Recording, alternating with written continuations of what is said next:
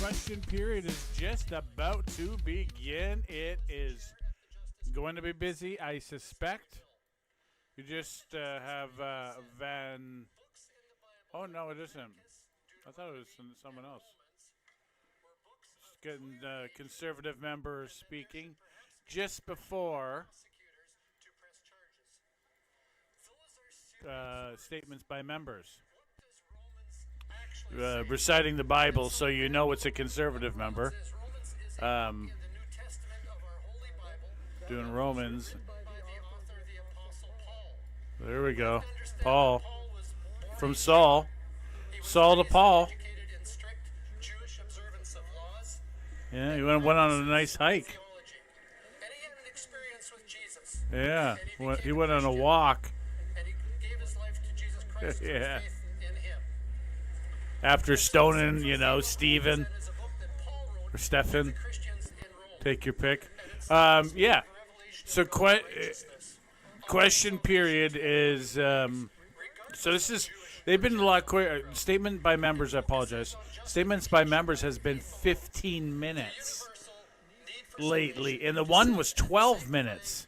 So it's been shortened. It's actually pretty good. Oh, look, and he knows his time. That was pretty good. All right, I'll shut all this voodoo off. You are feeling very good. Here we go. Statements by members, NDP.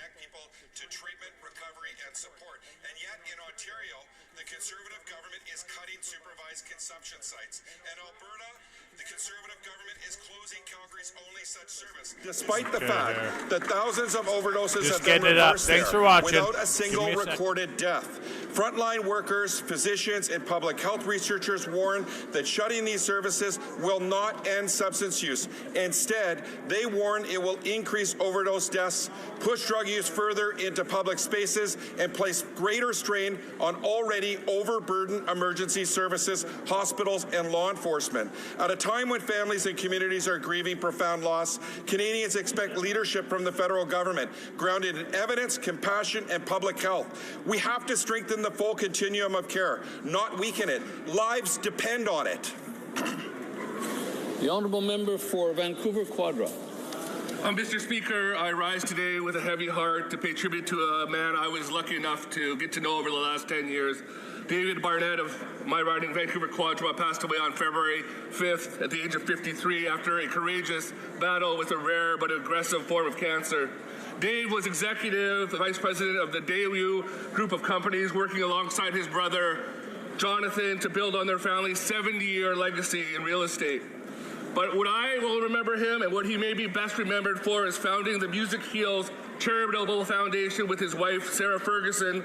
Together they had helped fund music therapy programs across British Columbia and Canada with over $5 million. David's life was far too short, but his impact was undoubtedly profound. He was known for his kindness, his generosity, and his warmth. I offer my heartfelt condolences to his wife Sarah, their children Asher, Cassidy, and Zoe, and his parents Shirley and Peter. May his memory be for a blessing. The honourable member for Abbotsford South Langley. April brings several holidays across Canada, each with its own traditions. For Christians, it's time to reflect on the resurrection of Jesus Christ and the hope it represents. For many Canadians, Easter is also a chance to spend time with family, enjoy the arrival of spring, and for kids, maybe a bit too much chocolate from the Easter Bunny. For Jewish families, Passover is a time to come together in celebration of liberation and tradition. To all Jewish Canadians, happy kosher and joyous Passover.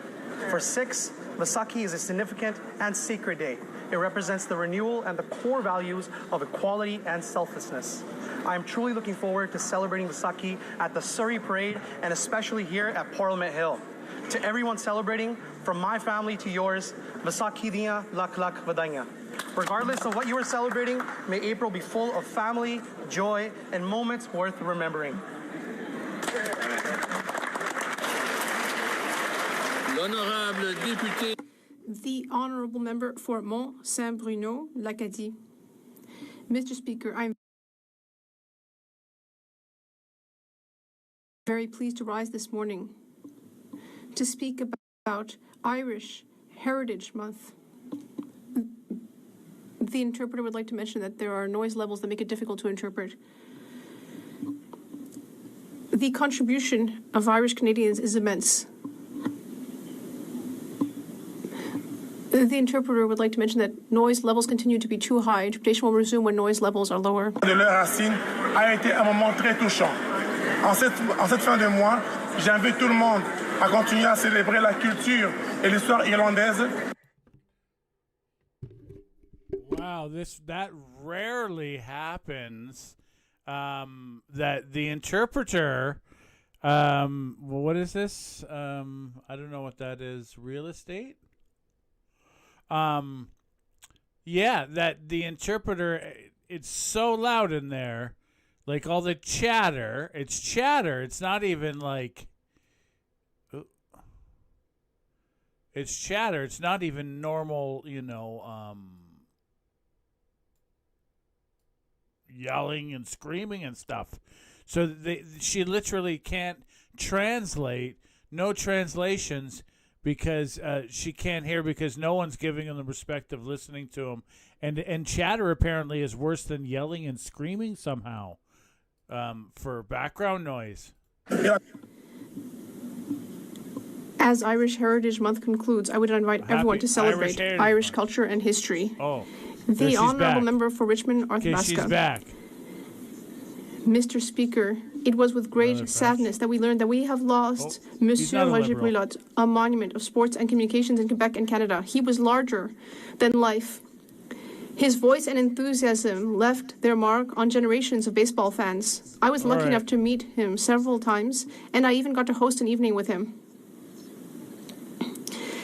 I was able to experience his contagious generosity and love for the sport.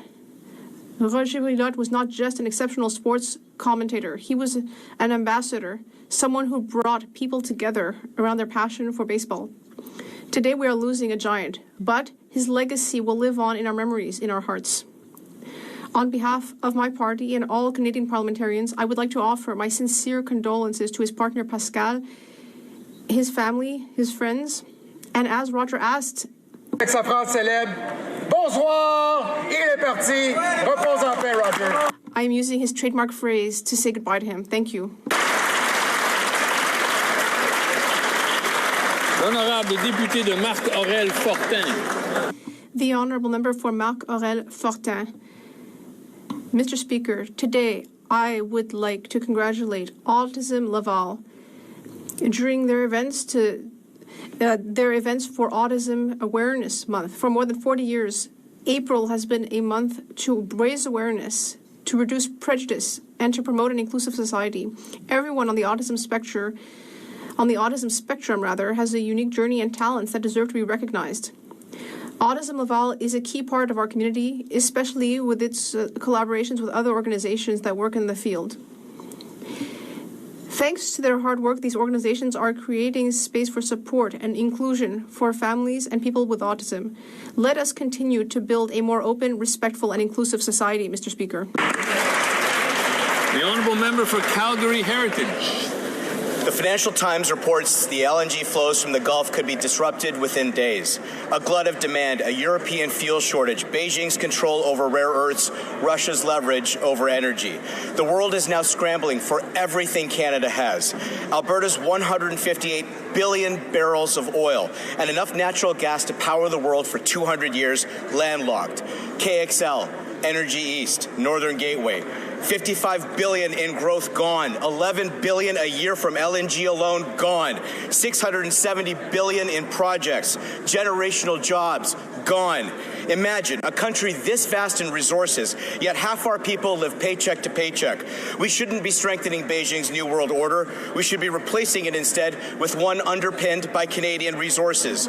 We don't need bureaucracy, we need projects. We don't need platitudes, we need decisions. And we don't need middling thinking, we need the strength and ambition of a major power right now. L'honorable député de... The honourable member for Rivière-des-Mille-Îles. Thank you, Mr. Speaker.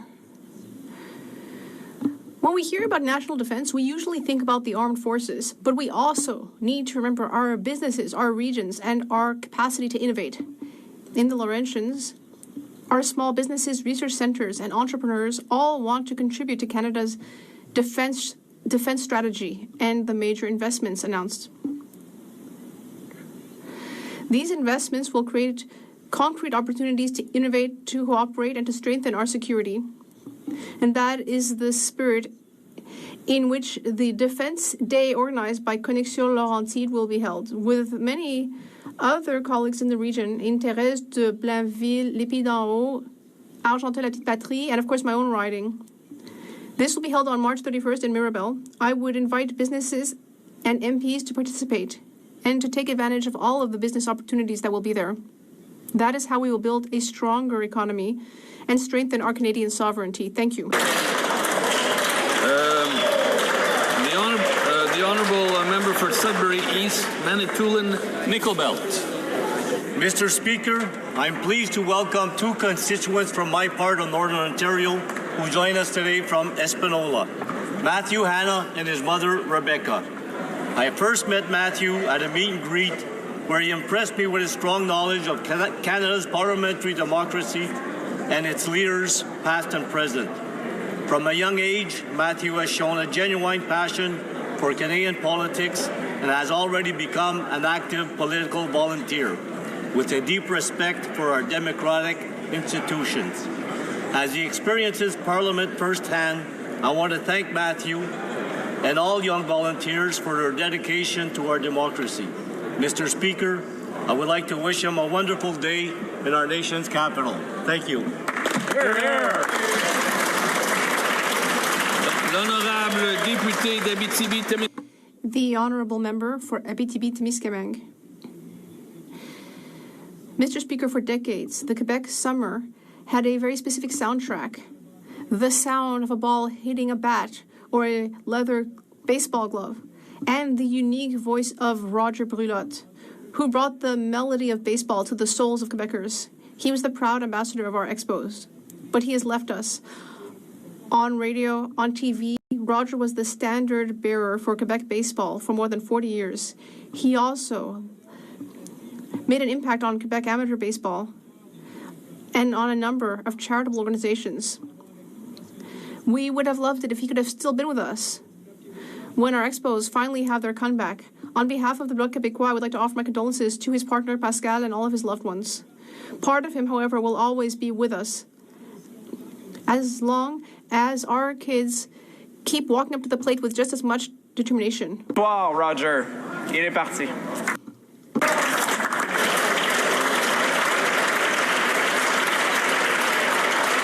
L'honorable député de Thérèse de Blainville. The Honourable Member for Thérèse de Blainville.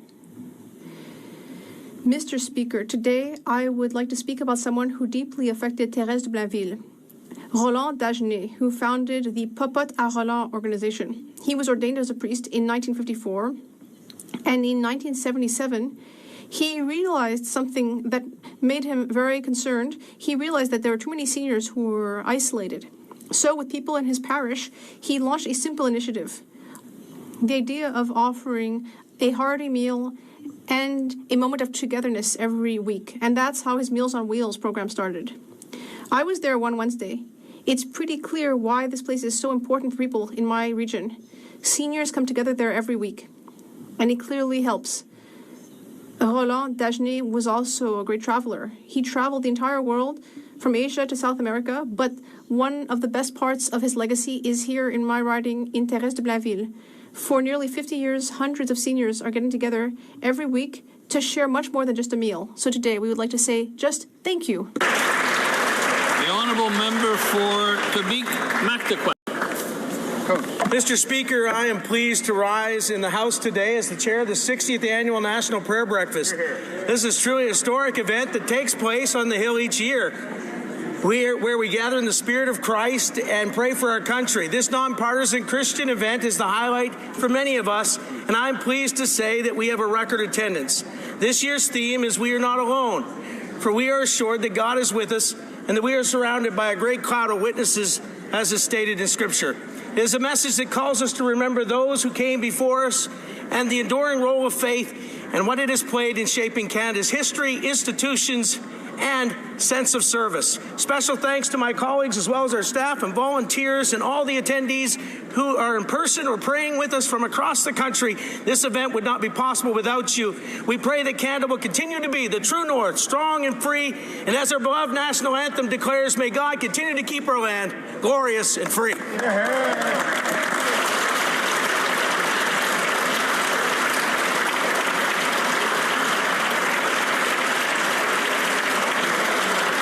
The honourable member for Winnipeg South. Mr. Speaker, yesterday was World Water Day, a moment to reflect on an extraordinary truth. Canada is a water nation. We are home to 20% of the world's fresh water. This abundance shapes our lives. It provides safe drinking water, sustains agriculture and fisheries, and supports our economy. For Indigenous peoples, water holds deep cultural and spiritual meaning. For all Canadians, it is part of who we are. Yet we have too often taken it for granted. Climate change is bringing more floods and droughts, while pollution and invasive species threaten our waters. That is why we are taking action through the new Canada Water Agency and a strengthened Freshwater Action Plan. I want to recognize the Bruce Fellow students at Toronto Metropolitan University who will be presenting a petition calling for a Canada Water Week, a reminder that the next generation is stepping forward to protect this vital resource. Because protecting our water is a shared responsibility for this generation and those who follow. Thank you, Mr. Speaker. The Honourable Member for Portneuf-Jacques-Cartier. Mr. Speaker, French is still fragile in culture, in sports, in daily activities. On Friday, March 20th, it was World Francophonie Day, a key moment to celebrate the vitality and diversity of the French language throughout the world. Although I'm a bit late rising to speak to this today, the message is the same. Francophonie is not something we celebrate on a single day. We must defend the French language every day. In Canada, in Francophone communities from coast to coast, the French language is much more than just a means of communication. It is also a vector of identity and pride. It behooves us to make constant and sincere gestures to protect the French language.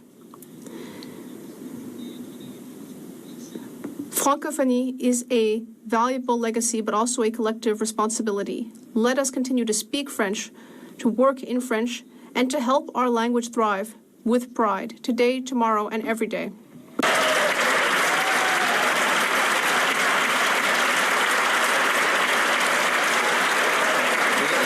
L'honorable député de Bourassa. The Honourable Member for Bourassa. Mr. Speaker, on March 20th every year, we celebrate International Francophonie Day. With more than 320 million speakers throughout the world, the French language is a bridge between cultures and a source of international cooperation. In Canada, especially in Quebec, French is at the very heart of our identity. It shapes our culture, it shapes our history, and it shapes our ability to thrive as a community. As the MP for Bourassa, I am proud to represent a community where the French language is vivid, diverse, and part of the households of an extremely varied group of citizens. Today, let's celebrate the French language, but let us all remember that we have a collective responsibility to protect and promote it. Mr. Speaker, this is not just a matter of protecting a specific set of words. It's about protecting a way of laughing, of living, and experiencing the world with nuance and dignity. The Honourable Member for Aurora, Oak Ridges, Richmond Hill. Mr. Speaker, Canada has lost over 100,000 jobs in the first 2 months this year. Canada is the only shrinking economy, the second highest unemployment, the highest household debt, and the highest food inflation in the G7. The Liberal Prime Minister can't just blame global factors when the other members of the G7 are dealing with the same issues. These are problems the Liberals have created, and this Liberal Prime Minister has worsened. He is running the biggest deficit and the highest spending this country has ever seen outside of COVID, and the results are disappearing jobs and a shrinking economy. He failed to unlock growth by killing anti-energy laws and red tape. He failed to approve a single new pipeline or major project, and he failed to secure a trade deal by his promised date, July 2025. The Liberals need to get out of the way so Canadians can get back to work. Mr. Speaker, if this is the Prime Minister's version of economic success, Canadians truly cannot afford to see his version of failure. The honourable member for Burnaby Central. Mr. Speaker, I rise to celebrate the upcoming 95th birthday of Johnny Varani, a respected elder in Burnaby Central and the uncle of former Minister of Justice, Arif Varani. Born in Uganda, his life is a testament to resilience, service, and the lasting contribution of seniors to our communities. His legacy shows that our country is strengthened by the wisdom and dedication of those who came before us. I also want to recognize a group of high school students visiting from British Columbia. Their presence in Ottawa demonstrates that our democracy thrives when young people engage, question, and participate. At a time when anti-Semitism, Islamophobia, homophobia, racism, discrimination, and misogyny are rising in Canada, Canada will look to young people to raise their voice, lead with purpose, and bring people together. It is in this partnership between generations, where the wisdom of our seniors meets the courage of our youth, that we find our strengths. We will build a Canada of tomorrow, united, with every generation shaping and moving forward as one. Merci. Oral questions. Questions orales. The honourable member for Sherwood Park, Fort Saskatchewan. 108,000 full-time jobs were lost in the last month alone. We are losing jobs at speeds not seen in a generation. We have the only shrinking economy, the second highest unemployment, the highest household debt, and the highest food inflation in the G7. The Minister of AI blamed job numbers on the war in Iran. The Prime Minister says they're not so bad. People have had enough liberal excuses. They want more Canadian jobs. So will Liberals finally get out of the way so Canadians can get back to work? The Honourable Government House Leader. Obviously, we'll be answering all questions, but first of all, we want to express our profound sadness and that of the entire House of Commons following the incident that took place earlier today at LaGuardia Airport in New York involving an Air Canada Express aircraft. On behalf of the Government of Canada, we express our sincere condolences to the families and friends of the victims, those who died, and everyone who is concerned about those who were injured. As Minister of Transport, I know that it's important that every person working in transport come home at the end of every day. That's what we want. And so in the face of this tragedy, we are searching for answers. Canada is searching for answers. I've spoken with my American counterpart, and Canadians are in LaGuardia today to get to the bottom of this accident.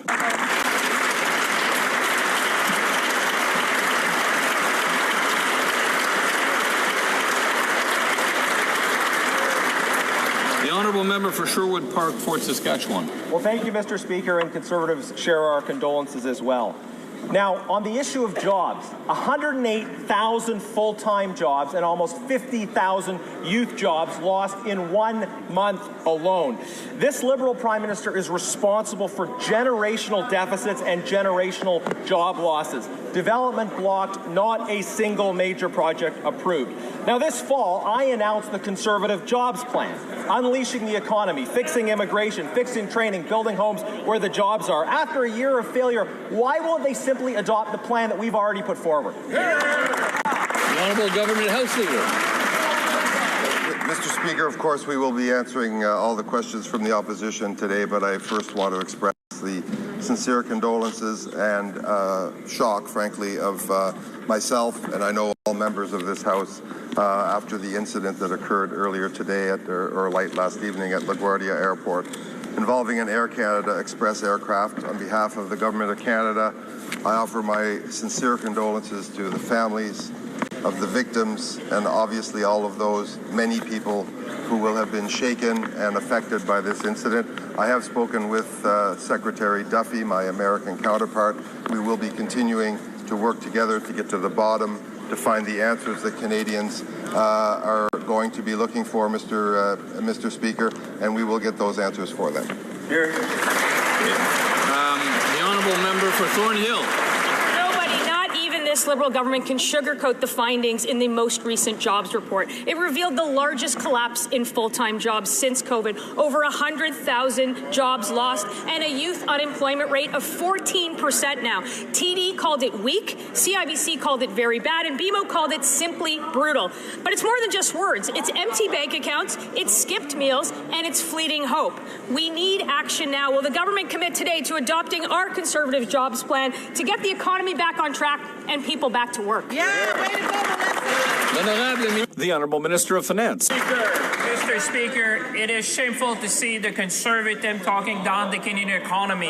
Canadians are proud people, Mr. Speaker. We have the most educated workforce in the world, Mr. Speaker. We build ships, we build cars, we build planes. We have critical minerals, we have energy. We are the only G7 country which has a trade agreement with all the other G7 nations. Mr. Speaker, on this side of the House, we're proud of our workers, we're proud of our industry, and we believe in Canada. That was a terrible answer, Buckley. The Honourable Member for Thornhill. The only thing that's shameful is an answer like that from somebody who has been here for 10 years, who has created a homegrown problem with their out-of-control taxes, their out-of-control spending, and mountains of red tape. And now we have the only shrinking economy in the G7, the second highest unemployment rate, the highest household debt, and the highest food inflation, and everyone else is dealing with the tariff war too. So when will this government admit that their policies are killing jobs and reverse course before they kill even more next month? The Honourable Minister of Jobs and Families. Mr. Speaker, it's almost as if they don't understand that we're in a tariff war, that there is a war in the Middle East that's threatening Canadians' economies right now. And Mr. Speaker, we've been preparing to support workers in these turbulent times. And yet again, they vote against every measure we put forward for workers. But that's not what the Ontario government is saying. I was so proud to sign the Canada-Ontario Workforce Tariff Response, and in fact, we got support from Vic Fideli, Mike Harris, the Premier himself. Mr. Speaker, provinces are working with the federal government to take care of workers. All we hear from that side is voting against workers time and again. The Honourable Member for Mégantic-L'Érable, Lotbinière. Mr. Speaker, a year ago, this Liberal Prime Minister promised a deal with the Trump administration to create jobs and to revive the Canadian economy. Well, today, the Liberal facade is crumbling. More than 108,000 Canadians lost their jobs since the beginning of 2026. We have the second worst unemployment rate in the G7, the worst food inflation in the G7, still no agreement on tariffs. Canadian steel mills like Algoma are closing their doors. After a year, the Liberal wreckage of the last 10 years continues. When are the Liberals going to cut back their taxes, their policies that are hurting development, and their bureaucracy that Canadians can get to work? The Honourable Minister of Finance. Mr. Speaker, the problem is questions like that when Canadians are standing together. Canadians are standing up for Canada. On this side of the House, we're proud of our country, Mr. Speaker. Canada has one of the most educated workforces in the world, Mr. Speaker. We are proud to build ships, planes, cars. We are proud to work with Algoma, which is still there, Mr. Speaker. We are proud to have critical minerals. We are proud to have energy. We are proud to be the only G7 country that has a free trade agreement with all the other G7 countries. Mr. Speaker, instead of criticizing Canada, they should stand up like us and be proud of this country, Mr. Speaker. The Honourable Member for Mégantic-L'Érable. Is the member for York have a question? The Honourable Member for Mégantic-L'Érable, Lotbinière. Mr. Speaker, it's clear that if you listen to him, he's not proud of the results of 10 years of Liberal government when it comes to the economy. They can blame everyone they want. They're blaming everyone except themselves. Mr. Speaker, all G7 countries are facing the same challenges, but why is Canada the only one with a shrinking economy? Canada has the worst performance of any G7 country. These are problems created by who? By the Liberals. And this Liberal Prime Minister has made these problems worse. 57,000 jobs lost in Quebec in February, over 108,000 across Canada. Why have the Liberals given Canada the worst economy? The Honourable Minister of Industry.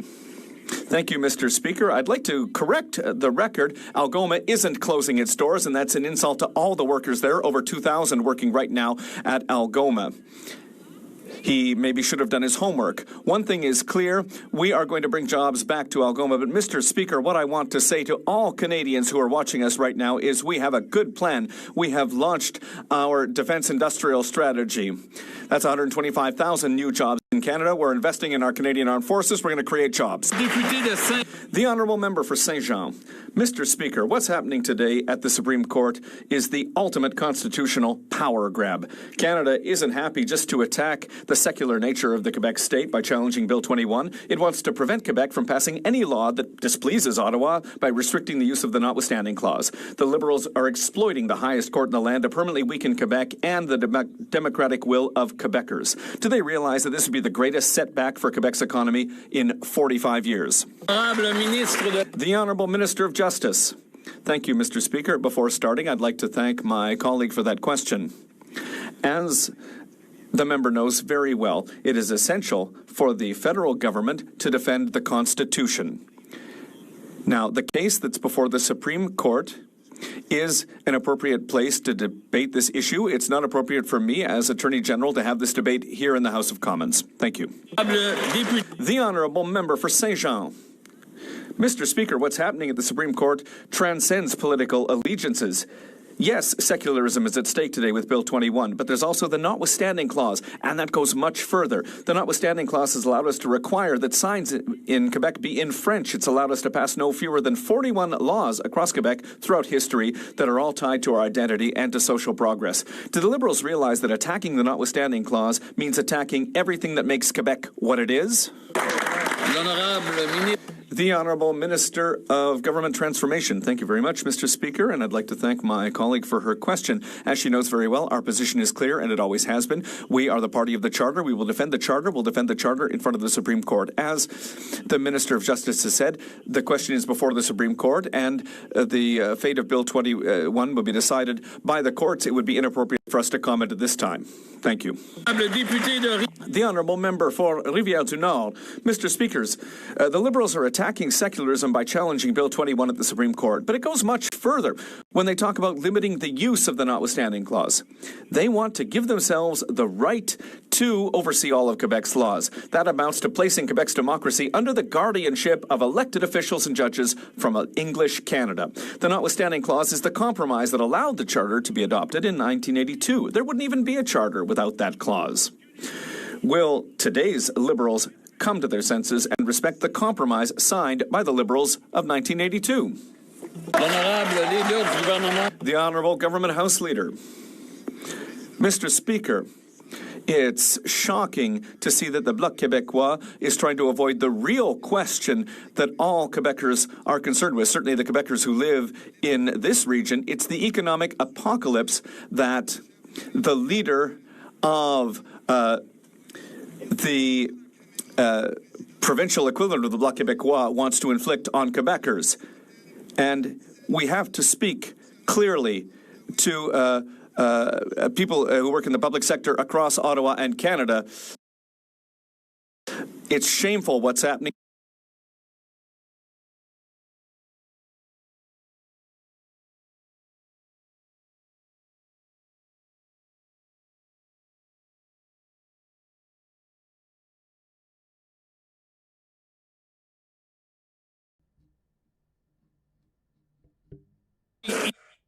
Blocs should be standing up for those Quebecers here in this region who are helping us build Canada. A year of this Liberal Prime Minister, Canadians got more rhetoric, not results. Instead of energy security and thousands of new jobs, Liberals blocked pipelines. Instead of investment and growth, Liberals drove out more than $500 billion worth of it. And Liberals liberaled. Canada finished 2025 with a shrinking economy, the second most highest unemployment, and the highest household debt and food inflation in the G7. Can someone over there explain why Canada has the second worst unemployment and the only shrinking economy in the G7?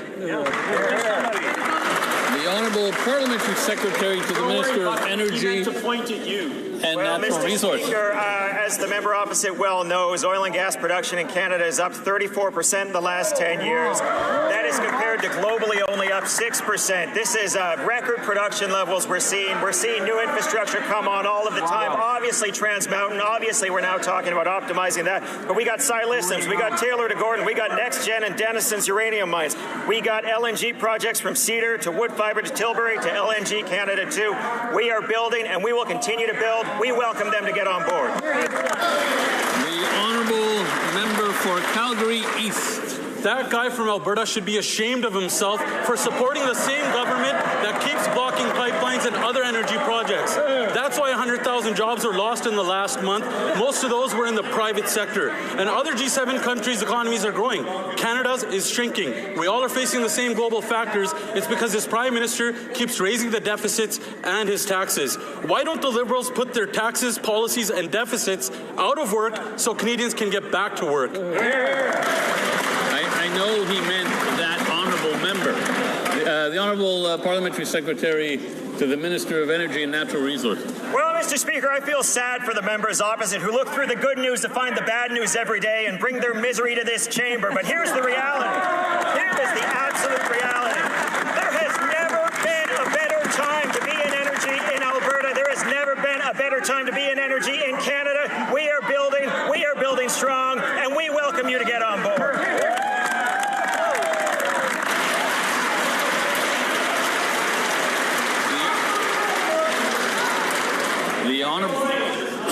The honourable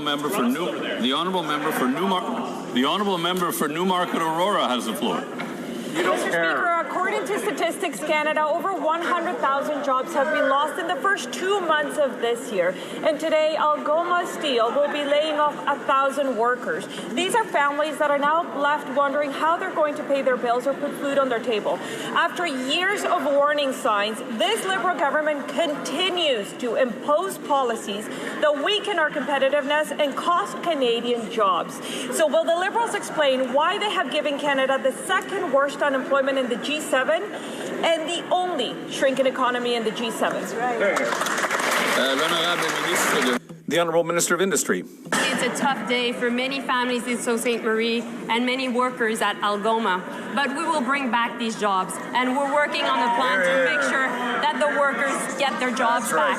I've been to Sault Ste. Marie 2 times. I've met with the Algoma CEO. I'm meeting with him again. They have 2 interesting projects. The first one on the defense front, the second one on infrastructure. We will build homes in Canada using steel from Algoma, and we will build ships and planes and vehicles across the country made with Algoma steel as well. The honourable member for Newmarket Aurora. Mr. Speaker, when it comes to taking responsibility, this Liberal government has a long record of making excuses and very few results. After 10 years, Canadians are carrying record household debt, and they're facing the highest food inflation in the G7 and living in the only shrinking economy in the G7. These are the consequences of policy choices that have driven up costs and have made it harder for businesses to grow and create those jobs. So when will the Prime Minister cut his taxes, slash red tape, and empower our businesses so Canadians can get back to work? The Honourable Minister of National Defence. Mr. Speaker, in the past week alone, we've announced a $40 billion plan to transform Canada's North and Arctic with $10 billion in major projects, a $900 million investment to support drone development and quantum technologies, a $200 million investment in Canada's space launch capabilities in Atlantic Canada, a $300 million contract for new modular assault rifles, and over $1.4 billion for domestic ammunition production in Ontario and Quebec. Mr. Speaker, our focus is on delivering security, sovereignty, and thousands of jobs. The honourable member for Calgary Crowfoot.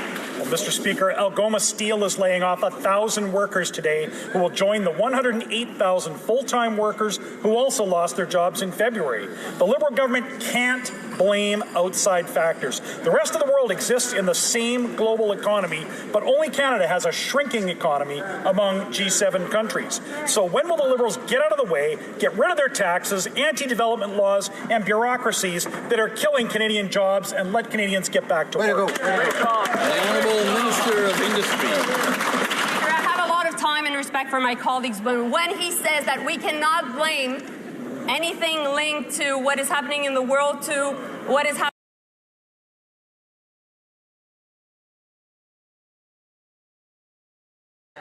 what is happening in Algoma. I think he doesn't understand the 50% tariffs by Washington against Algoma workers, because that is the reality. Now, we've been in solution mode. We've said that for the 1,000 workers at Algoma, we would be there to support them and also find jobs. We're also in discussion with Tenaris, an important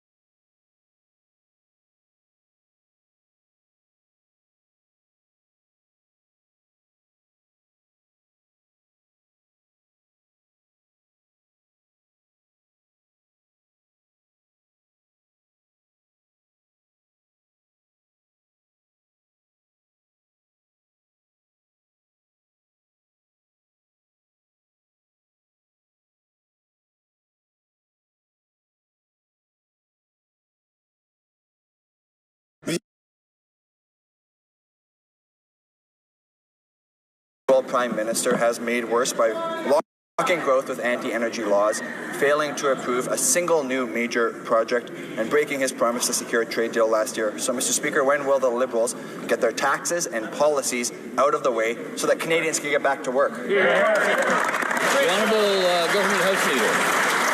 Speaker, I was proud to be in Sault Ste. Marie not 10 days ago to meet with the United Steelworkers, to meet with representatives of Algoma Steel, who are proud to be deploying the most efficient and largest electric arc furnace in North America, who are going to be able to produce steel for our ships, for our homes, for applications all over the country, and surprise, surprise, also for a high-speed rail network, Mr. Speaker. This is important work. This is going to be done by the men and women of the United Steelworkers in Sault Ste. Marie, in Algoma. The Honourable Member for Abitibi-Témiscamingue. A dramatic turn of events, Mr. Speaker, in the Curum software case. For weeks, the Liberals have been insisting that there are no cost overruns, even though costs have climbed from $1.75 to $6.6 billion. On Friday, the federal government admitted to the media that the $6.6 billion bill is far from final. The Liberals forgot to factor in operating costs. A bit more than one Saclic scandal every year.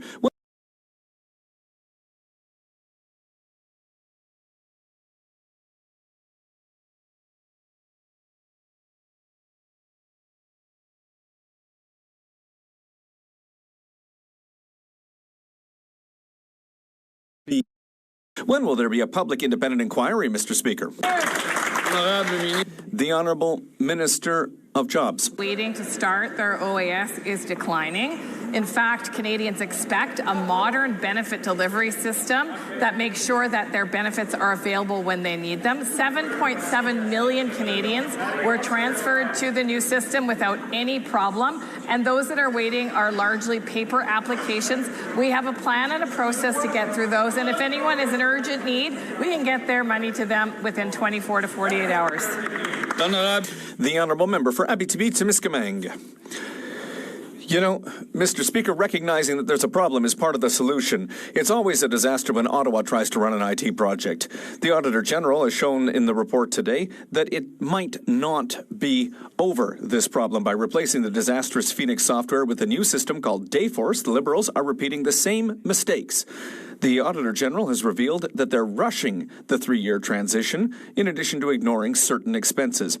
They're cutting corners again, even after cutting corners with Phoenix, Curum, ArriveCan, and many more. When will there be a public independent inquiry to put an end to these fiascos? The Honourable Minister of Government Transformation. Thank you, Mr. Speaker. I'd like to thank my colleague for the question.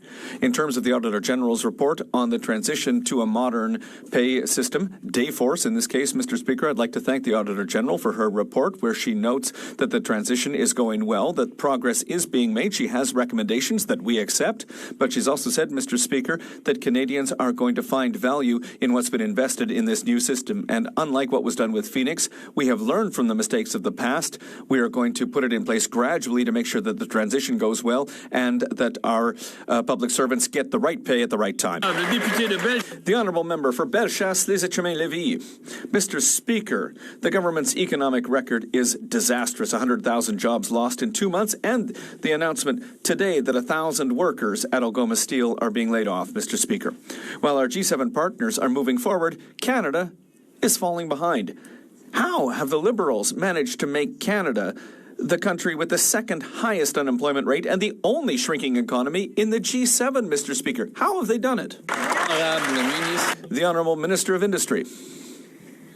Mr. Speaker, obviously our thoughts are with the workers who are affected at Algoma Steel in Sault Ste. Marie. I've had the opportunity to meet with the workers, with their union, with the leadership as well at Algoma Steel. We are looking for solutions because we know, unlike what the Conservatives are saying, that these job losses are caused by the tariff war. So despite everything, we are helping Algoma get new business projects that are going to bring those jobs back to Algoma Steel. We're convinced that we'll be able to do it in the coming months. The Honourable Member for Bellechasse-les-Échemins-Lévis. Well, I would invite them to take off their rose-colored glasses, Mr. Speaker. It's their taxes, their bureaucracy, and their anti-energy laws that are suffocating our businesses, Mr. Speaker.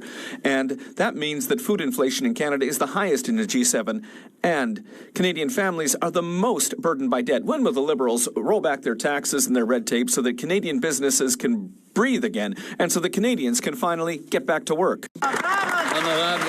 The Honourable Minister of Finance. Mr. Speaker, it's as if the Conservative colleagues were living on a desert island, Mr. Speaker. The reality is that Canada, like all other G7 countries, is facing a trade war, Mr. Speaker. On this side of the House, we have put in place an ambitious plan to make Canada's economy the strongest in the G7, Mr. Speaker. As I said earlier, unlike what my colleague has said, Canada is in an enviable position in the G7. We're investing in our businesses, we're investing in our workers, we're investing to make Canada the most resilient economy in the G7. The Honourable Member for Portneuf-Jacques-Cartier. Mr. Speaker, I hear my colleagues say that we have the best position in the G7, but Mr. Speaker, since January 1st of this year, more than 100,000 jobs have been lost in Canada. Today, 1,000 additional jobs have been lost, the highest food inflation and the only shrinking economy in the G7.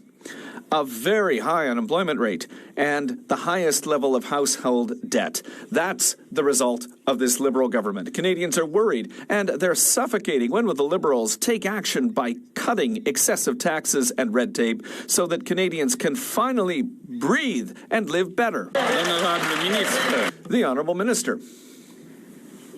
Mr. Speaker, he's talking about action. Acting, Mr. Speaker, means putting in place the Major Projects Office and putting in place construction projects in Contrecoeur in Montreal, for example. Last week, we made an announcement, almost $100 million, that's going to create 1,300 new jobs, Mr. Speaker. That's action. Action is reuniting the Canadian economy to increase productivity across the country. Action, Mr. Speaker, on affordability is cutting taxes for 22 million Canadians, Mr. Speaker. And while this government is acting, well, on the other side of the House, they're just obstructing our efforts day after day. The Honourable Member for Charlebourg, Haute-Saint-Charles. Mr. Speaker, on March 12, 2026, in Montreal, Sean-Woo Kim, 55, was stabbed to death in his own convenience store. He is dépanneur in broad daylight by Xavier Gelatli, an individual known for years for his violent behavior and severe mental health issues. As early as 2016, authorities warned that he was at risk of killing someone if released. Despite this, after serving his sentence, he was released without adequate supervision in the Eustacio Gallese case. It was the parole board's risk assessment that came under scrutiny. In both cases, warnings existed. Why were they ignored? Public safety. Mr. Speaker, let me just first extend my condolences to the families that are impacted by this heinous act. And let me also assure my colleagues that this was an independent decision of the Independent Parole Board. And what we will do is strengthen, Mr. Speaker, in the bills that are before the House today. We will strengthen bail, Mr. Speaker. We will strengthen sentencing. We will strengthen the rights of victims. And we will work with all parties to ensure the increased safety and security of all Canadians. The Honourable Member for Charlebourg, Haute-Saint-Charles. Mr. Speaker, In 2017, we had a special committee at Public Safety Committee to study this case, Eustacio Gallese, who was released and killed Marilyn Lévesque in Quebec. And today, years later, here we are with the same problem. Here's an individual who should not have been released, should not be out free, and killed a man in his own dépanneur. Why nothing? Why has nothing been done over the last 7 or 8 years? The Honourable Minister. Mr. Speaker, once again, let me just express my condolences to those who are impacted by this heinous act. But let me also assure Canadians that we are working to strengthen bail laws, Mr. Speaker, strengthen sentencing, strengthening victims' rights, as well as to ensure that those who are impacted by violence are supported through the number of bills that we have, Mr. Speaker. Thank you. The Honourable Member for Dorval, Lachine, La Salle. Canadians deserve to live in communities that are safe, secure, and free from gun violence. Our government made a clear commitment to remove assault-style firearms from our communities. Les armes à feu comme Firearms, like the AR-15, designed to kill human beings, have no place in Canada. As the March 31st deadline for submitting claims approaches, can the government provide Canadians with an update on the assault-style firearms compensation program? Thank you. The Honourable Secretary of State for Nature. I would like to thank my colleague from Dorval, Lachine, La Salle for an important question. The assault-style firearms compensation program is a success. Over 51,000 firearms have already been declared.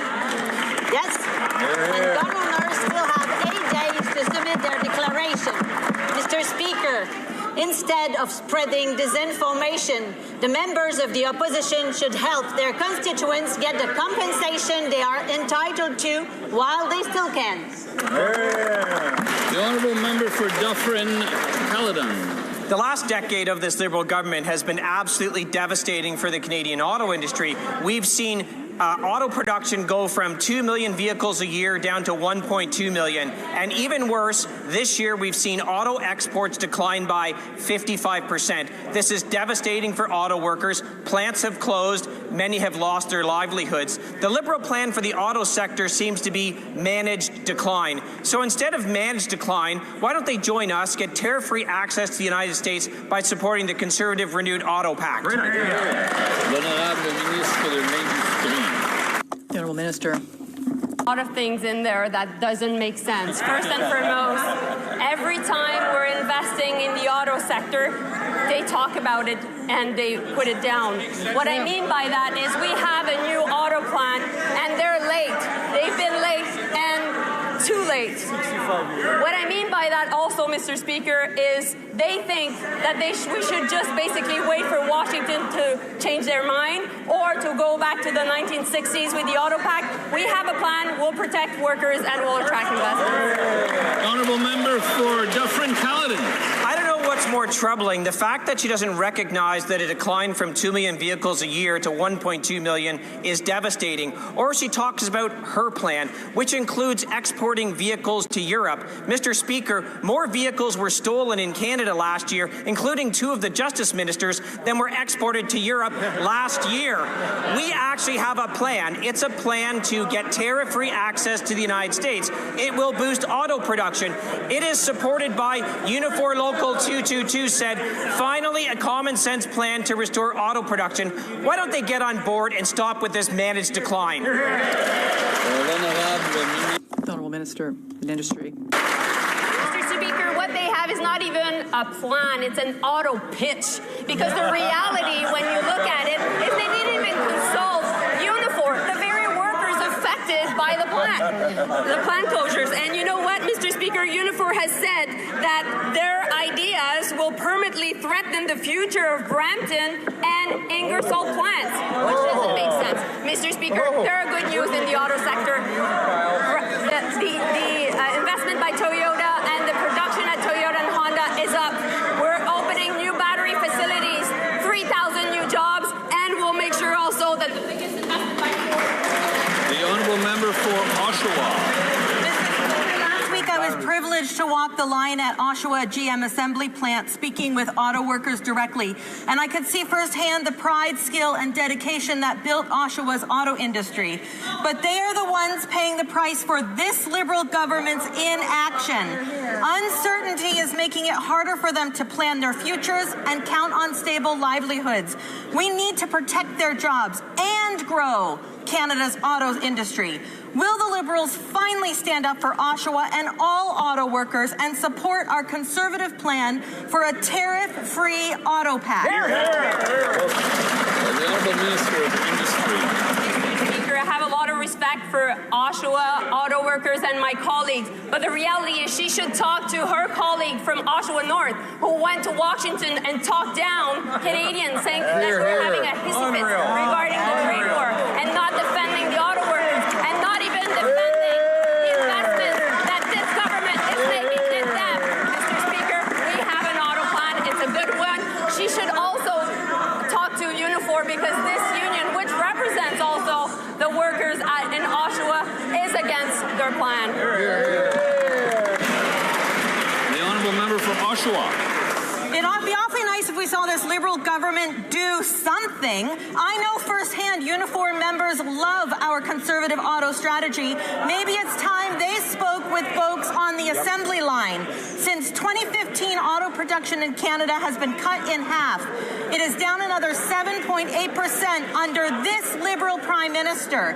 At a time when unjustified American tariffs threaten our sector, the Liberals have failed to table a plan that would persuade Americans to remove tariffs on Canadian goods. Will they support our Conservative plan to double auto production through a tariff-free auto pact? The Honourable Minister of Jobs and Family. Well, Mr. Speaker, I don't know what workers that member was speaking with, but it sure wasn't the president of Unifor Local 200 who said the problem is that he went ahead and did not consult with Unifor, and it's very, very frustrating to see the things that he put into place knowing we would be in big trouble.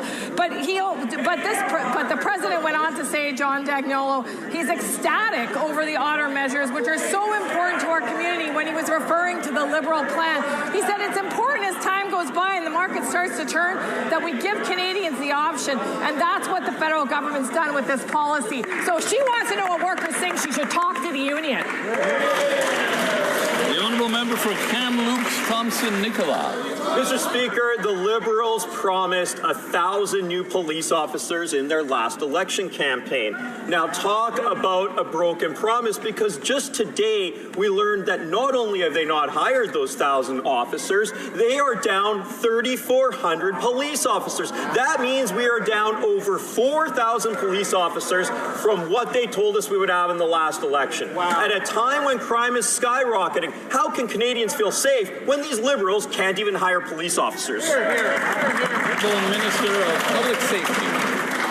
Thank you, Mr. Speaker. Let me be very clear. As part of the platform last year, we committed to hiring 1,000 new CBSA as well as 1,000 new RCMP personnel. We've already started on that process, Mr. Speaker. We had the first cohort of CBSA officers that graduated from Rigaud, to which the member opposite was in fact invited to the graduation. We will be rolling out the first cohort of RCMP personnel over the next coming weeks, Mr. Speaker, as the new fiscal year begins. Member for Kamloops, Thompson-Nicola. Mr. Speaker, he talks about the new cohort that's being hired. Is that part of the 1,000 that were promised, or the 3,400 that we lost, Mr. Speaker? The Liberals can't distinguish between the two. Let's look at the stats. Violent crime up 55%, failure. Sexual assault up 76%, failure. Gun crime up 130%, failure. Extortion up 330%, failure. Mr. Speaker, the only thing that's going down are the number of police officers in Canada. Why can't these Liberals get their acts together and hire the police they promised? The Honourable Minister. Let's talk about the facts, Mr. Speaker. 1,000 new CBSA officers, 1,000 new RCMP personnel, $1.3 $3 billion for border security. Bill C-12, Mr. Speaker, the Strong Borders Act. We have Bill C-14, which will strengthen bail as well as sentencing, Mr. Speaker. We have Bill C-16 that will strengthen victims' rights. That's the record of this government, Mr. Speaker. We're going to be making sure that every Canadian feels safe in their communities. That's the work that this government's been doing since April 28th of last year. The honourable member for Parkland. Well, Mr. Speaker, these Liberals talk about hiring 1,000 new RCMP officers. They can't even keep up with losses. The Liberals are failing to recruit, train, and retain the police we need to protect our communities. In rural Canada, where I represent, police are stretched to the breaking point. They can't keep up with the wave of violent crime that these Liberals have unleashed. The Auditor General has now reported that under this Liberals' watch, the RCMP is short 3,400 officers, and the gap is continuing to grow. This Liberal Prime Minister and his party made big promises to Canadians. They promised 1,000 new officers, but they are yet again failing to deliver any results. It's time for these Liberals to stop promising, start delivering. Why won't they? The Honourable Minister of Justice. Mr. Speaker, I find it interesting when you dig into the plans that each of the parties put forward to identify what their priorities really are. The Conservatives are criticizing us for failing to deliver on 1,000 new RCMP officers, which the minister said are going to be graduating over the next number of weeks. What's fascinating, Mr. Speaker, guess how many number of RCMP officers the Conservatives committed to hiring during the last electoral campaign? The answer is zero. Mr. Speaker, we are supporting the front line not only with making new hires, but also giving tools to law enforcement that they have asked for to keep our communities safe. The Conservatives have opposed us at every turn. Despite their opposition, we are going to work with law enforcement. They'll keep communities safe. The honourable member for Parkland. Mr. Speaker, these Liberals can try to distract and make Canadians look away from their absolute failure. The Auditor General report is damning. 3,400 RCMP officers short. This Liberal government is continuing to fail to train and retain the officers we need to protect our communities. And it's at it couldn't come at a worse possible time after 10 years of that Justice Minister's failure to toughen up our justice system. There is a wave of violent crime rushing across our country. Wearing a Scottish toffee tie, isn't it? It's got to be the Scottish toffee tie. Protect our communities. The Honourable Minister of Justice. Mr. Speaker, my colleague has accused us of trying to distract. Let me be clear. I have no interest in distracting from the fact that the Conservatives campaign on commitment to hire 0 new RCMP officers. I have no intention to distract from the fact that their leader has called the RCMP leadership despicable and called upon the justice system to jail his political opponents. Mr. Speaker, our legislative agenda has gained endorsements to the Canadian Association of the Chiefs of Police, the Canadian Police Association, the National Police Federation, the Ontario Police Association, the new Glasgow Regional Police Force for what it's worth. Mr. Speaker, we will work with law enforcement to keep our communities safe. If the Conservatives finally decide to cooperate, I'd be... The Honourable Member for Oxford. Mr. Speaker, this Liberal Prime Minister promised safety with 1,000 new RCMP officers, but that's just typical banker spin. The Auditor General is now reporting that there are 3,400 officer spots shortage with the RCMP. Recruitment is failing. Training seats are going unfilled, and after a year-long process, only 6% of applicants are making it through. With crime rising at alarming levels, when will this Liberal Prime Minister stop his illusions and bring boots to the ground and protect Canadians? The Honourable Minister of Public Safety. Mr. Speaker, let me just say the RCMP, the first 1,000 of those we're going to be hiring will be coming out very shortly, Mr. Speaker. We've also started to roll out the 1,000 new CBSA officers. What will be important, I think, for members opposite to reflect on is their commitment to the RCMP, Mr. Speaker. On this side of the House, we support the RCMP. We support law enforcement. We've introduced Bill C-22 on lawful access that will give law enforcement the necessary tools that they've been asking for to ensure that the safety and security of Canadians. The Honourable Member for Labrador. Mr. Speaker, Canada's north is undergoing profound and rapid change. Climate change and increasing activity from foreign actors are reshaping the region in real time. In Labrador, we understand well what it means to move from reliance to resilience, to ensure our north remains strong, secure, and defended. Given our government's plan to defend the Arctic and the North, can the Minister of National Defence update this House on how these generational investments will strengthen Canada's North. Thank you, Mr. Speaker. Honourable Minister of National Defence. Right, it's up to us to defend and secure Canada from existing and emerging threats. That's why we're moving forward with a $35 billion plan to defend, build and transform Canada's northern and Arctic region. This includes $32 billion for our forward and deployed operating bases, including at 5 Wing Goose Bay in Labrador. Mr. Speaker, we're making major generational investments that matter to build Canada strong and to keep Canada strong. The Honourable Member for Calgary Nose Hill. Mr. Speaker, there's nearly 3 million non-citizens in Canada on expired or expiring work permits, and Canadian kids can't find jobs. Today, in a report that shocked no one, the Auditor General found a whopping 150,000 cases of foreign student permit fraud. Worst, we found out that the minister is only investigating 2,000 of them while allocating resources to purchase an entire hotel for asylum seekers. Wow. Unbelievable. What a dumpster fire. Is the minister content putting fraudsters in the driver's seat of Canada's immigration system? The Honourable Minister of Immigration, Refugees and Citizenship. Thank you very much, Mr. Speaker, and thank you for that member's performance there. With regards to the Auditor General, we welcome that report, and we agree that strong oversight helps improve the international student program. We will improve how cases are flagged and prioritized, and will consistently follow up on potentially non-compliant students. Our focus is on identifying organizers of coordinated fraud and those who attempted to deceive the system. We take integrity of all our programs very seriously. Thank you, Mr. Speaker. The Honourable Member for Calgary Nose Hill.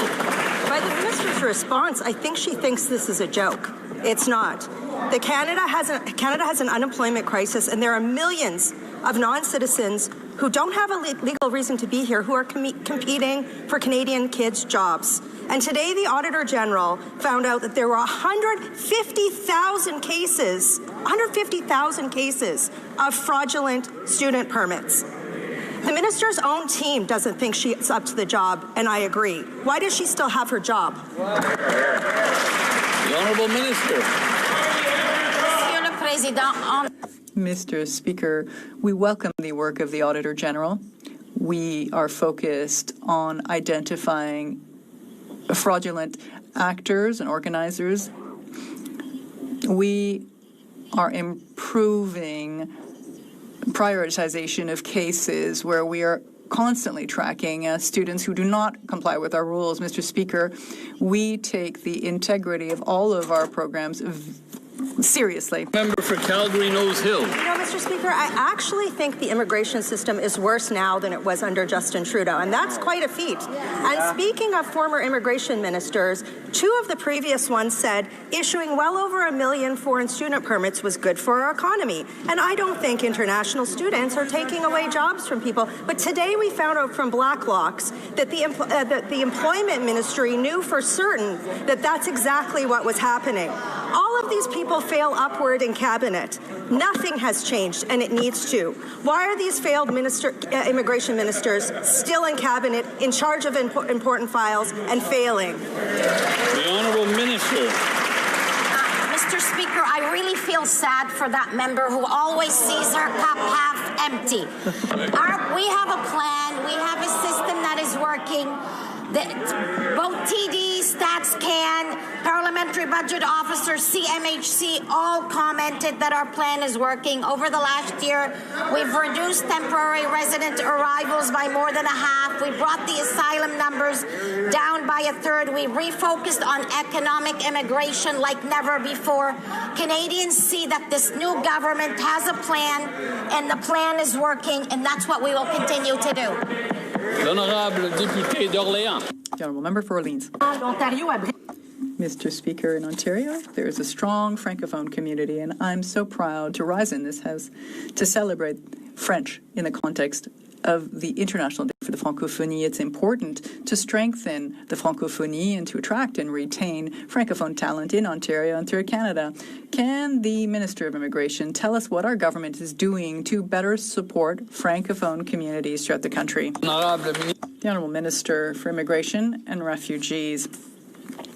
Thank you very much, Mr. Speaker. And I want to thank my colleague for her excellent work.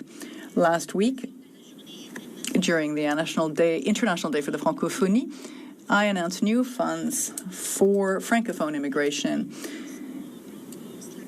With these investments, we are strengthening the capacity of Francophone communities in a minority setting to attract and retain qualified workers. That is how we will reach our objectives and ensure that French thrives throughout this country. Hamilton East, Stony Creek. Mr. Speaker, the Prime Minister has been caught misleading Canadians. After his trip to Beijing, he claimed human rights violations and foreign interference were discussed in meetings with CCP leaders. However, government documents I requested revealed that neither of these topics were discussed in any of the bilateral meetings. But today, the Prime Minister is trying to change his story yet again. Canadians want to know, why can't this Prime Minister stick to his story? The Honourable Minister of Foreign Affairs. Mr. Speaker, the parliamentary return in question was submitted in error and will be corrected at the earliest opportunity. The Prime Minister has been clear while in Beijing. Canada's position on areas of concern, including human rights, were raised proactively at multiple levels, Mr. Speaker, including by the Prime Minister and his counterparts. I also raised the matter with my counterpart while in China, along with other matters. And I want to emphasize that Canada is a world leader in advancing human rights and the rules-based international order. Thank you.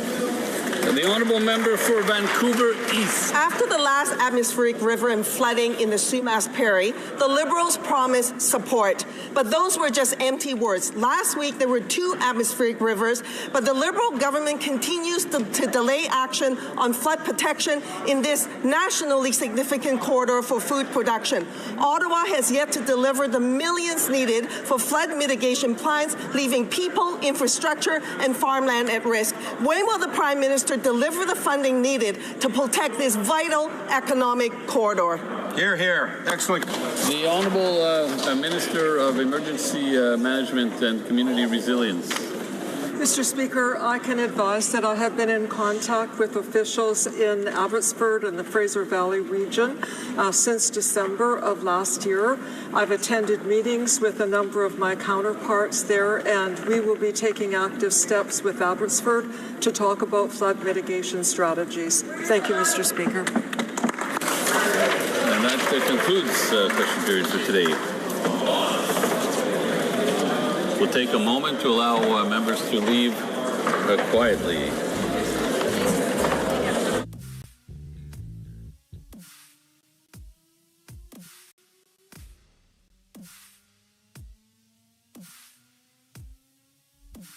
For asylum seekers. Wow.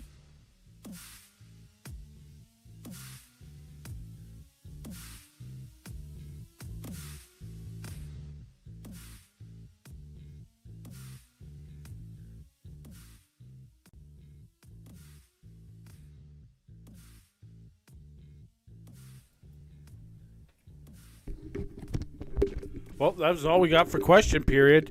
No Pierre. I guess he's still on his trip. No, I don't know. Like, it doesn't seem that we know who Pierre's 2IC is. Today it was Genius, whatever. Before it was Lanceman. You know, there's like almost every time there seems to be a new person to start with question period. It's like he's doing tryouts. It seems like, you know what I mean? Because in the middle and stuff like that, it's kind of different. It's kind of breaking the ice. But the first question, the tension builds. It's different. You know what I mean? It makes it harder. I know this. There's a difference. it's easier to get people's attention, but you have everyone's attention. So you know what I mean? It sometimes it's easier for some politicians and people in general, entertainers in general, when they don't think people are watching, you know, they kind of can relax a little bit, relax their shoulders, and then they do this just outstanding thing. You know what I mean? But then they're in the total spotlight, and you know what I mean? The pressure's on, and sometimes they don't. But some people are the opposite, right? You take away the pressure, and then they're like, oh my God, they're not very good. I fall in that category. So that was a pretty good question, Pierre. No, Pierre, he's doing his thing. He really did his. I criticize a little bit. A few criticisms of the Rogan, like things he said, but not enough to even mention. Not even enough to rise to words. You know, good things, yeah, a lot of good points. Quite a few things that can rise to words. You know, like he didn't he says, I won't criticize him outside the soil. You know what I mean? It's just laid down principle things, and Rogan, you know, played his part. Oh yeah, that's great. You know what I mean? Did that stuff. Like he basically says, he's like, I'm not gonna be a Democrat. Don't make me be a Democrat. How Democrats are playing the game right now. Not all Democrats, right? Not some of them. And it seems to be weeding out. Like Crockett was the last one.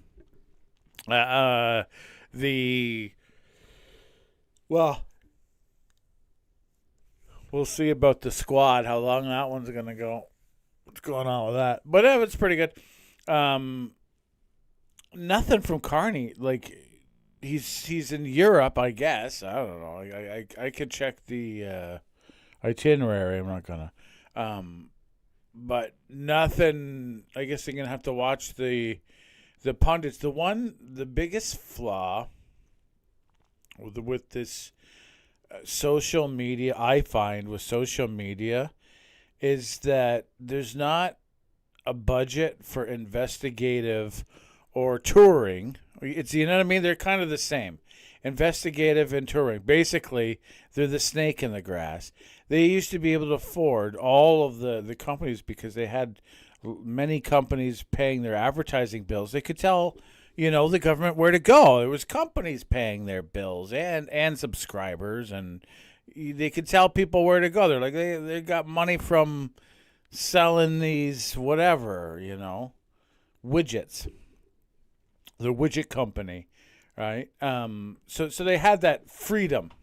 Well, they don't have that freedom anymore. So that independent freedom, when there's big backlash against a newspaper, you know what I mean, or something, it really affects the editorial staff more than it used to, and the budget and this and that. So it has to go. Every article has to be high clicks, right? Not just an article that you didn't think much of it, but you clicked on it anyway. But it was one that you walked around with for like 13 years or 12 years. Was it? You know, 12 years you walked around with it, you know. You gotta have almost, like, call them lost leaders almost. You have to have these journalists just going around on tour with politicians, tagging along, doing this, spending time doing absolutely nothing, or what looks like absolutely nothing. And then you get all these wonder stories and wonder things. And so, you know, it's the biggest downfall that they don't have to the same level as they used to. You know, like, there's not every company, every management system since the 90s has been basically cut the fat mentality, okay? The problem with cut the fat mentality in creativity circles, and a lot of the world, politics have a creative part, you know, there's a lot of industries have a creative part that you don't think of it. Factories do, you know what I mean? When they're doing those factory lines, you got to be a little creative sometimes. And so sometimes there's the guy or the gal who doesn't do much. And I'm thinking of an individual I know from a company, a large company I worked with. They're like, what does he do? Someone asked me, I laughed. 2 years. Like, I had no idea what he did. One day we found out. And he solved the problem that we were like, you know what I mean? We had a team on it. We're like, and he's like, poof. I saw the back of him more than I saw the front of him. Like, I literally, when I think of him, I see his bald spot. It's so funny, you know. He was poof, gone. He walked away, polite as hell. He didn't have time, you know. So they're like, oh, this is the guy. It was the perfect guy, the comedian guy. He's like, oh, so that's what he does. Like, come on, you know, because we had been asking, you know, like he had this office, and when he moved, he moved his office. I found one of his like hideaway. He had like this. He had an apartment in the warehouse, literally an apartment. Anyway, that was pretty good. Well, what do we got next? There's 15 committee meetings today, so something's going to be happening. And they're starting to get a little bit of digging into stuff, digging into ethics, digging into a couple other things. They're starting to get a little bit deeper into it, instead of maybe clickbait, but not story clickbait. You know what I mean? I think the most interesting is scandals, right? Even if it's a $20 scandal, it's still interesting. I like to let's investigate the $20 scam that 90% of employees do. They bring bottles of water home. How big is the problem? Do the study on that. That is would normally be the most boring study, but when you put government theft in front of that title, water bottles theft, government water bottle theft. That's it. You're good. I will be interested. You know, if you were to do like loss. Anyway, okay. What do we got here? We got some comments. They don't look nice. We get the Empire. La la la la la. New Glasgow. Never been to New Glasgow. Never been to Old Glasgow. Much. Oh, wow. Scrapped it rather than allow. Really?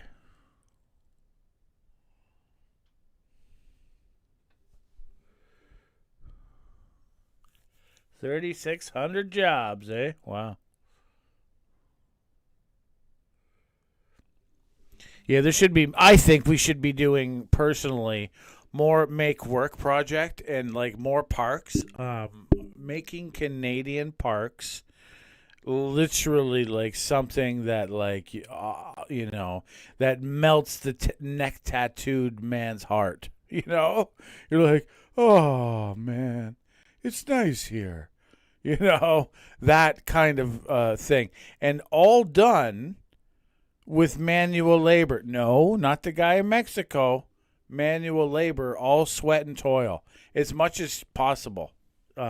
Just walkways, statues chiseled there on site, the artisan doing that, and low wage, but steady and a lot of work, and tolerant. They gotta be tolerant. You don't have to be like, what was this Mandami, right? He's like, oh, everyone, let's have capitalism. But you got to have 300 pieces of ID to get your communism. No, just a tolerant thing, a place for thing, maybe a drug rehab program that's a part of the of more than other companies. You know what I mean? If you don't have, and just have really, really nice parks, light them up at night. Pictures like that, beat everybody.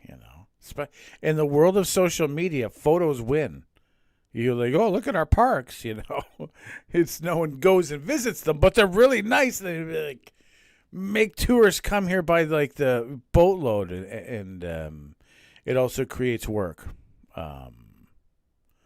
And I think it brings a sense of community to someone who may not otherwise have that sense. The reason I mention it, I've seen it done, a similar idea done in Holland, and it really was a great system. Most of the money that was paid cash in the town, like pickup work, that was spent there. People, they went to the pub after, like smoked grass, ate too much food, had a couple, and then woke up and did it again. It was pretty good. Okay, so thanks for watching. What do we got here? McGinty. Oh, we went down to 0. We went down to 1.